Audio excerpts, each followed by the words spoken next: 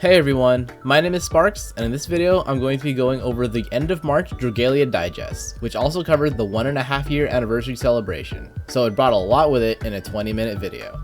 Gonna be giving reactions, comments, and clarifications when helpful, so with that, let's jump right into the analysis.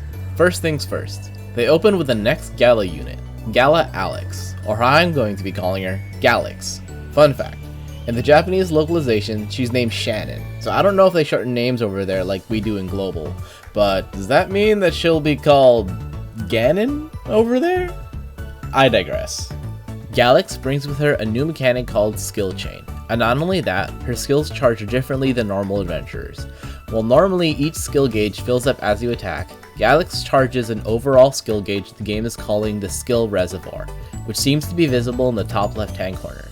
Think of it as you're just charging one skill gauge and using a skill depletes the reservoir by 1 no matter what. As stated by the official notes, the skill reservoir does not apply to weapon skills. How this functions with skill chain is like this. You use either one of your skills, that skill's icon will then gain a blue effect around it. You can use that skill again and the target will just take more damage. Pretty simple. However, if the enemy has a buff, you want to use the other skill as it'll then dispel one buff from the enemy. I'm guessing you can then swap back again to the other skill, so imagine an S1, S2, S1 skill order to dispel another buff. Also, there's a specific condition on both skill chains when doing extra damage against a broken enemy. So suppose if you want to have the best burst damage, you'll want to switch between the skills you're using and don't just use the same one. The game states the skill chain effect will prioritize dispelling over doing extra damage to a broken enemy. S1 has a lower defense punisher effect, while S2 has a poison punisher effect. Another set of anniversary login rewards. No complaints here. I'll take a bunch of free resources, as well as a very adorable mini dragon. 1 free 10 pull for 6 days in a row. Not gonna complain about this either. Going to try and steal my resolve and not use Worm before the final day, because at the end of the video they tease some of the upcoming banners after Gala, and wow, that's gonna be rough. 2 separate premium summons and special anniversary packs. I'm not a paying player, but good for those who are and may be interested, especially that 4x Sunstone pack if the price is good. Something the game is calling Champions Road Campaign Endeavors. This seems interesting. 5000 Worm is very nice, but the fact that clearing standard high Midgard is one of the endeavors sounds like it'll be a time for some people. They're resetting the co-op meet bonus Wormite again. No complaints. That's another 2 pulls worth of Wormite. A bunch of resource events, for everything except Avenue to Power and Fortune it seems. Triple drops, I believe this is the first time it's happening, and then 2 times stamina recovery. A great time to potentially max out your dojos if you haven't done so already. A new raid event at the end of the month. Feels kinda lore heavy, similar to Fractured Futures. It also comes with another Part 1 banner, and it's the first banner after Gala, so Wormite stocks are not going to be in good shape for some people. Now this is where things get the most interesting in my opinion, as the dev team basically redid how co-abilities work in co-op.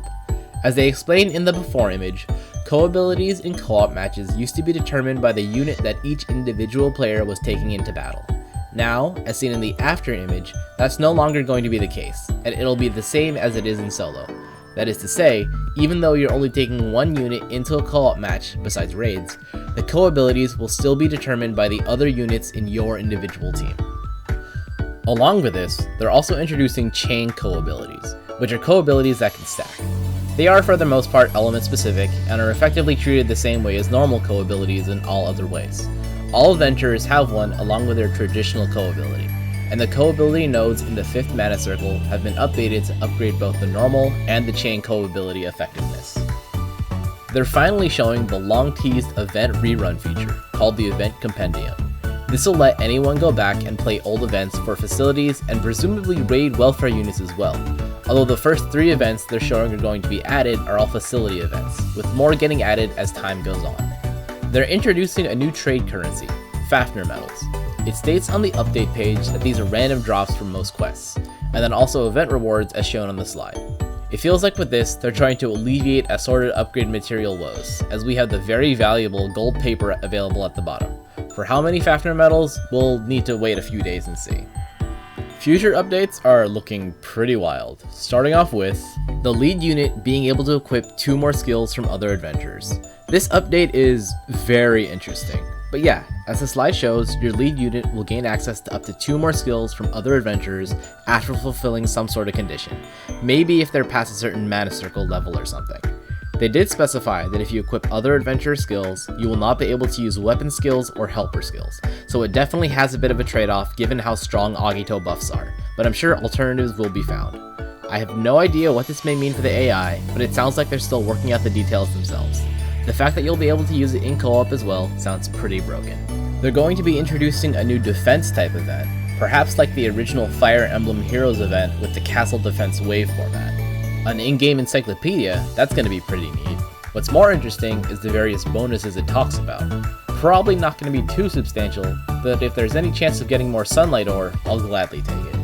We got reveals of 2 future Agito bosses. Either the water or shadow attuned one that seems to be a Sylvan, thanks to the trademark belly and ears, and then a pair of demon twins as probably the fire one. They're going to make it so you can restart a co-op quest without needing to wait for everyone's revives to run out. Maybe like a collective surrender feature? Improved performance is always appreciated, as is a better crafting menu. Although in that regards, I feel like the issue is more so that you can't really tell what the impact or intended progression of crafting should be. We got previews for the next 3 chapters, and after the interlude in chapter 12, things are going to get rather interesting in the lore. And to close out the digest, we got 2 very big teases. The original run of the Fire Emblem Heroes event is going to be coming back, presumably with an identical banner, and all the collab units are going to be getting mana spirals, and I am very excited for that. And to make things better, or worse, depending on where your Wormite will be, there's going to be a new collab event starting about 10 days later. Honestly, I'm very excited for these new updates. Playing around already with the individual player co-abilities in co-op makes me feel more powerful, and the chain co-abilities make solo runs a bit smoother. Gala Alex looks fun, but I'm going to need some self-control considering everything that seems to be arriving in April. The main concern in my head after all of this is now we really need more team slots, or a different way of handling which unit we take into co-op. At the moment, you can select a different team for a different lead to change into for co-op as needed depending on what you want to play and what role you may be choosing to fill. But with the co-ability changes, now you may need to change up the entire rest of the team depending on who you choose to use, and that's a little clunky. Myself, for example, I have 4 options for Expert Cayenne, and at the moment they're the leads for 4 separate teams. But with this new system, that's not actually that efficient. I'm sure they'll figure out some options, but otherwise, don't forget you can always submit feedback. If you've made it all the way here, many thanks for watching to the end. I want to make more Dragalia Lost videos, I just need to figure out what it is I want to make. Anyways, thanks for watching, and I hope to maybe see you in the maybe next one.